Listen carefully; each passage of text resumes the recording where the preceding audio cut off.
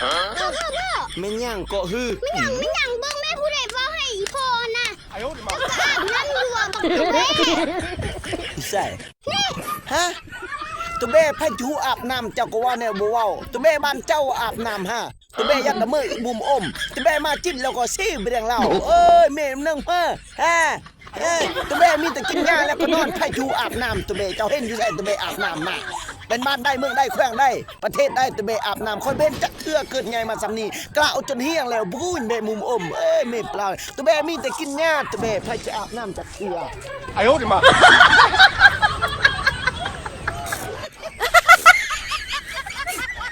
哎呀！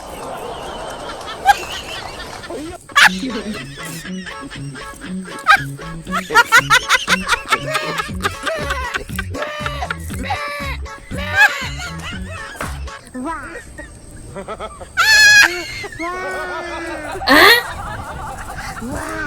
ว้า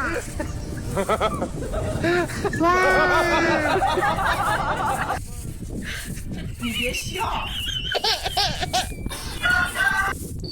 สบายดีทุกท่านไผ่ที่อยากซื้อสดหรืออยากพรดินจัดสรรหันมาทางนี้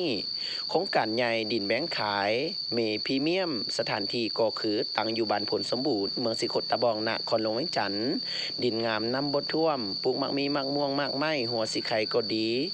สถานที่กว้างขวางห่างจากในเมืองไปในดินแมนแต่3 นาทีรถจักรเท่านั้นใกล้กับโยธาทุ่งปงใกล้กับตลาดสีไข่ใกล้ปั๊มน้ำมันเหลาสีใกล้กับตลาดเกาเลี้ยวสะดวกสบายบ่ต้องกังวลใจถ้าพวกทานซื้อสดแมนจัดจกหนองป่าให้ฟรีแถมอีกบ่อนหนึ่งถ้าพวกเจ้าซื้อพรแมน5 ปีบ่มีดอกเบี้ย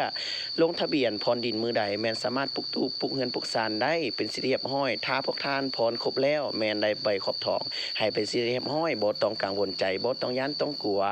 ดินงามดินดีพ่อแม่พี่น้องโครงการยังมีหลายบอนถ้าพวกทานเนาะอยากพรทางใต้ไปทางใต้อยากพรทางเหนือก็ไปทางเหนือบ่ว่าแต่พวกทานจะไปอาศัยอยู่ในเมืองอยู่บ้านนอกคอกนาไปเฮ็ดเวียกเป็นพนักงานทหารตำรวจบ่ว่าแต่เป็นแพทย์เป็นหมอพ่อค้าเสาขายแบกรับ3 ล้อ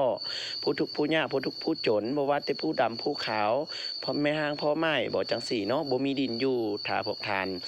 อย่างเสาห้องเสาเหือนแม่นสามารถไปจับจองพรดินจัดสรรได้เนาะแบบสะดวกสบายเด้อพ่อแม่พี่น้องเด้อราคาบ่แพงเป็นกันเองแทกเอาตามเงินแทกเอาความสามารถบ่ติดตะกุ่นเงินเนาะพ่อแม่พี่น้องเนาะถ้าผู้ใดสนอกสนใจสามารถทักทายสบายดีเจรจาโอลมกับพนักงานทางของการของพวกเฮาได้